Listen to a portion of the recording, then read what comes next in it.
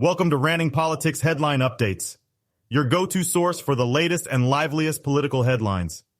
First up, we're diving into the sun-soaked scandal of President Joe Biden's vacation habits. Critics are roasting him for the sheer number of days he spent off-duty. Next, we'll untangle the web of foreign election influence campaigns. Yes, folks, Russia, China, and Iran are back at it again, but just how effective are their meddling efforts?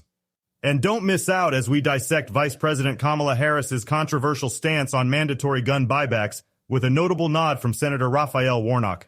It's a jam-packed episode you won't want to miss, so buckle up and let's get this political party started.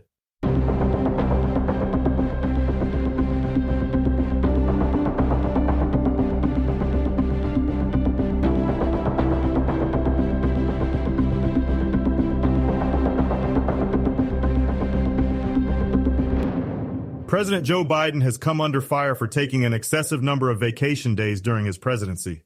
According to a report by The Sun, Biden has racked up a staggering 532 vacation days in less than 4 years. Critics, including members of former President Donald Trump's team, argue that Biden's excessive time off is out of touch with the current issues facing the country, from inflation to border control and everything in between. Mark Paoletta, former counsel in the Trump administration, didn't hold back. He was quoted saying, "The image of Biden fast asleep and lying flat on his back in his chair at the beach while America and the world is on fire will define the Biden presidency."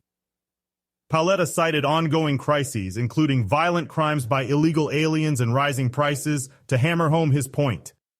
But as always, there are two sides to every story. Biden's team insists that the president continues to work remotely, balancing his duties with his downtime. White House spokesperson Andrew Bates hit back saying, "The same geniuses who attack President Biden for petting hero dogs and liking ice cream can't count, but he has taken fewer vacation days than the modern average for presidents and works hard every day, wherever he is." For reference, Biden's 4 years of vacation statistics far surpass other presidents. Donald Trump spent around 26% of his presidency on personal trips, while Ronald Reagan and Barack Obama spent about 11% of their two-term presidencies on vacation. Whether you think Biden's vacations are a scandal or a well-deserved break, one thing is clear. The debate over his work ethic is heating up. Want to dive deeper into this controversy? Check out The Sun at the link provided for all the details. Recent reports have identified multiple foreign campaigns aiming to meddle in the 2024 U.S. election. According to NBC News, at least 4 major foreign influence operations have been described by authorities and researchers with allegations involving Russia, China, and Iran. However, despite the apparent scale of these efforts, experts suggest their actual impact on voters has been minimal. Emerson Brooking from the Atlantic Council's Digital Forensic Research Lab emphasized that even when the numbers sound significant, as a share of election-related activity and discourse in the United States, it is a drop in the ocean. The Justice Department recently indicted 2 Russian propagandists for money laundering, claiming they funneled nearly $10 million into a conservative media outlet. Additionally, 32 domains from a Russia-based group known as Doppelganger have been seized. These websites mirrored legitimate news sites to spread pro-Russia narratives. Yet the Russia-backed media company struggled to attract a significant viewership. Iran has been accused of hacking into email accounts of Trump campaign staffers and leaking these emails to American outlets. Meanwhile, China has been fabricating social media accounts posing as Americans.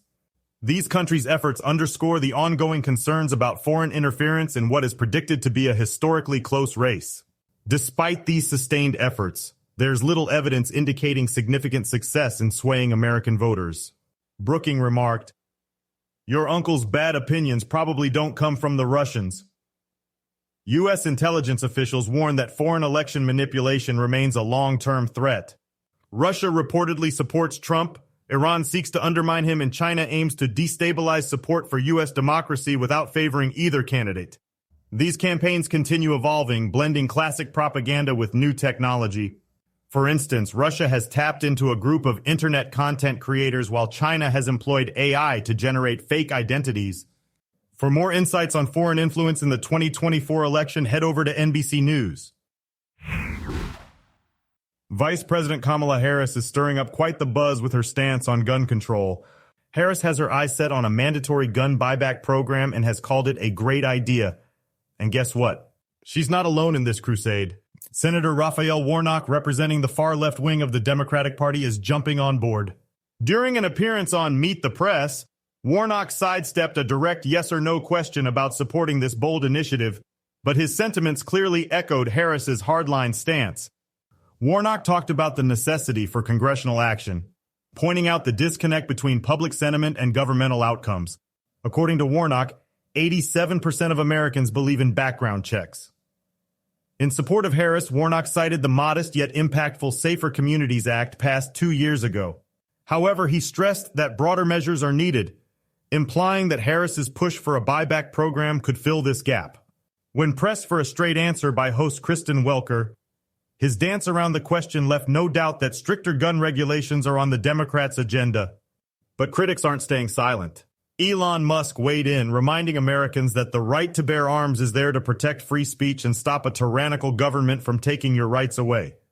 He highlighted historical precedents where disarming the populace preceded authoritarian rule, invoking the example of Venezuela under Chavez.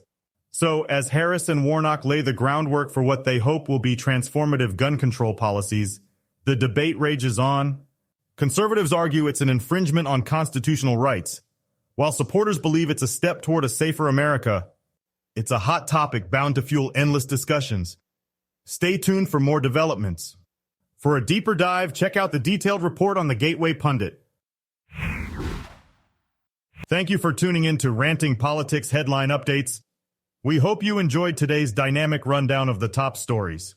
Don't forget to follow us on X at RantingRP or visit our website at rantingpolitics.com for more sharp, up-to-the-minute political news. We'll be back soon with the updates you need to navigate these interesting times. Until then, stay tuned, stay informed, and as always, stay free.